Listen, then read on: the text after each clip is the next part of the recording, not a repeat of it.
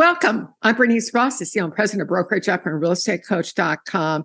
And I'm delighted to welcome one of the brightest, most outstanding women in the real estate business. Her name is Taunee English. She's the branch manager for EXP in Beverly Hills. But she's going to be joining. And by the way, she's running to be president-elect, which means eventually president of the Greater Los Angeles Area Real Estate Board. And she's going to be talking to us today about the colors of money. Taunee, welcome. Yeah, you've got that around your neck. Okay, let's see your colors of money, my friend. Green, gold, and purple. Green, gold, and purple. So tell me, let's start with green. That's the first one you gave. So what does green stand for? Okay, green. This is the lowest level income that you can earn. This is when you're trading time for money. Like as real estate agents, we're trading time for money, the time we spend with the clients, in order to earn the commission or being an employee, a W-2 employee. And when you trade time for money, I mean, that's the lowest level because time is finite, time is finite. You only have this much time in a day to earn the income. So that's why it's considered the lowest form of income is green. Now, another example, you talked about doing selling businesses or maybe expanding if you're doing single family, maybe expanding into going into multi-unit properties. Could you say a little bit more about that? Yes, ma'am. So other, forms of earning income on the green level is being a business broker. So because as you can get with a real estate license, you're able to become a business broker with your real estate license. So you're able to sell businesses along with selling businesses that has real estate attached to it. So that's another form of income that you can have as a real estate agent. One of the things that a lot of agents have done well with in previous downturns is expanding to doing 1 to 4 unit properties, because we often forget about those. But those are great. Those are great options in the sense that you can do the same kind of financing that you do with a single family. Right. You get to 5 units or more. So that's another one to add. That's right. I mean, that's what I do. I pretty much sell all types of real estate from single family all the way to selling business interests, which you can do under your one real estate license. There's not a separate license for being a commercial broker. So it's like in the downturn, think about expanding what you're doing or expanding what you're prospecting for. Yes. Now, we're going to go to the things that will help you pay the bills, perhaps when there's not as many real estate deals coming in. So Taunee, gold is the next level. She's got gold her is gold the necklace favorite. there. That's the favorite level because this is passive income. This is the level where income. I don't have to work for it. Exactly. You love passive income. This is where you also can trade. This is when you also leveraging other people's time. So you do that in the real estate terms as a team leader, as a broker manager, but also too as an investor, owning investment property, rental properties, or, buying notes, trust deeds. That's another way to earn passive income. Also buying into business partnerships, being an investor in businesses, where you are earning income, you can loan them money, so you can earn income lending them money, and also you earn income on getting to share the profit in the business that passes through as a K1. So you have different ways of earning income on this level. You can also earn it seller carrybacks. Doing seller carrybacks is another great way to earn income because you can sell the property or help sell your clients' properties at a higher rate because they're doing a seller carryback. Let's spend a little bit of time on each of these things that you just tapped into, because I've invested in rental property in the past, and I just didn't like the management part of it. But I've recently got into several different investments that were, my financial planner turned us on to, but it's where we actually went together, and I guess you can call this a syndicate. It was done as an LLC, where we are providing the financing for a developer who is got a tremendous track record, and he's in an area outside of Atlanta that is in the path of growth for Atlanta. Mm-hmm. And we are actually doing the financing so he can put the streets and all the infrastructure in, do the site work that prepares it for the builders. And the thing I love about this, the property's already sold when it's built out.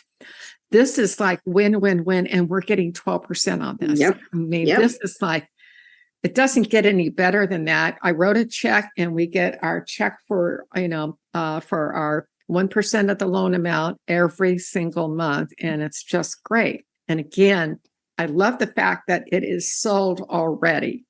Yes. This is so exciting to me. That is exciting. And one of the things that's happening with the pandemic is that one of the other products that's popular with that is DSTs. Now, this is something DST. What's a DST? It stands for Delaware Statutory Trust. Over my head. Okay. What is a statutory trust? Okay. So I think the easiest way to speak about it is a 1031 exchange alternative. Because what's happening now, what's happening especially in the commercial market or selling properties, you have landlords who are tired of being landlords, right? They don't want the headache of it anymore, but they still want to take advantage of the capital gains. And so this has helped realtors. I've helped realtors free up listings because you have landlords who want to sell, right? But then they want the deferred capital gains. So they don't want to sell just to have to go get another property and have another headache. So for realtors, this is the way for them to get more, free up more listings by saying, hey, you know what?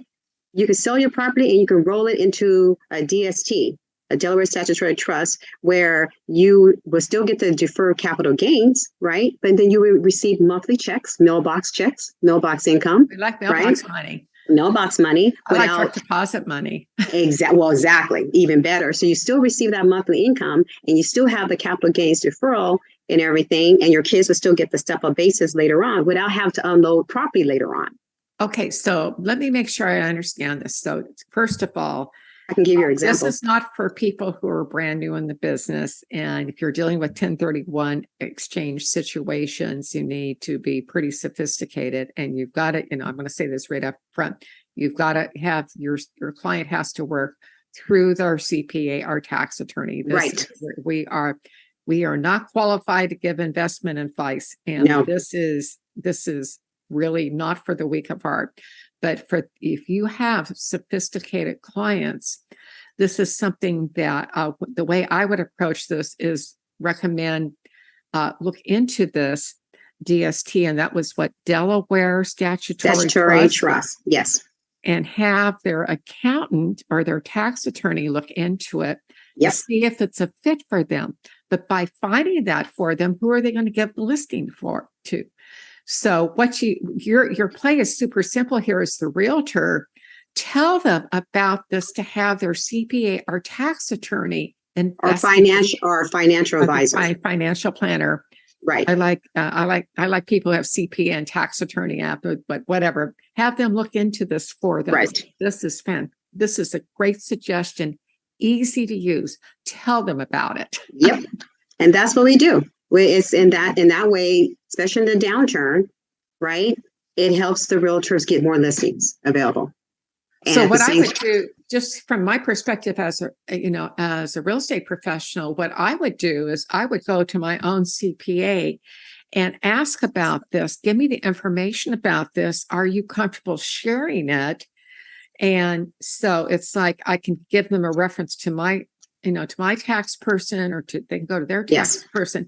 But if you get some write-ups on this and the information, you say, here's what I got from my CPA or attorney, but you need to talk to your financial advisor about it. Yes. So you give them the information and you tell them about the option, but then at that point you get the listing. I love this. This is great stuff. Exactly. Okay. Now we're going to go on to purple. Okay. Purple. Okay. Talk to me about purple. Purple, the highest level income. Purple is where you do the work once and continue to get paid. Like, for instance, when you have, music and art and patents, licensing deals, you're getting paid. You're getting paid for doing the work just once. Another level of purple income is life insurance. Okay, so let's do a deep dive because you've got two examples. We're going to do a case study now of what Taunee is doing in her business. So this may not be right for you, but this is something you need to know about because it makes sense. So you mentioned life insurance. I don't want to get in the life insurance business, but do I maybe want to tell people about a certain kind of life insurance that protects their property? Tell us more about that. Okay. So what I do with my buyers is I consider myself a trusted real estate professional or advisor, and I'm adding this as one of my services to them because I want to protect, help them, to protect their biggest assets, which is their home, and also provide financial security for their family. So one of the things I do is, as a service, I sell them life insurance. I sell them term insurance. Okay. And reason why this is a purple income, because, you are earning income from selling them that insurance until they cancel. So you're just selling insurance that specifically provides for the scenario. If one of the spouses dies, then the house is paid off. So Exactly. that's a very specific type It's of very insurance. specific. It's very specific. And as you know, your buyers, once they purchase their home, they're getting flooded with life insurance, terms and ads and mail. So why not you be the one to sell that to them? Because don't forget, not only are you providing a needed service, but guess what? When you're their life insurance agent, you now have more chances to touch them because now you know their birthdays, their anniversaries, their children's birthdays. So now you have more times to touch them because, as you know, there's a high percentage, that you may not sell the home, that you help them purchase because they're going to go with the person that's top of mind, uses the agent that's farming that area. Whereas if you're the life insurance agent and you have all these times to touch them with the birthdays, anniversaries, and guess what? If they have a baby, they're going to call you and ask for a rider. And at that time, you can say, oh, congratulations. Are we thinking we need to get a bigger house? We can help you with that. So that gives you the chance to just not only sell their home that you help get them buy, but also to upsize. This sounds, I love this one. Now you have a second one. What is that? So again, we're purple. We said, you also can earn income on royalties. And one of the royalties, of course, is books. And right now. So wait a minute. I'm not, I do write for a living, but how, you actually wrote a book. Tell us about the book that you wrote. I love this topic. And if you can come up with something clever like this, you can make royalties. So Taunee, what was your book? So I wrote this book called So You Want to Leave California. Okay. Because, California is expensive. And now because of remote work, people are now able to leave California and go to different states where they can get more for their money, actually purchase a home because here is hard. The affordability is really hard here. Now they have the chance to purchase homes in the 10 states because I did a research of the 10 states that Californians are moving to.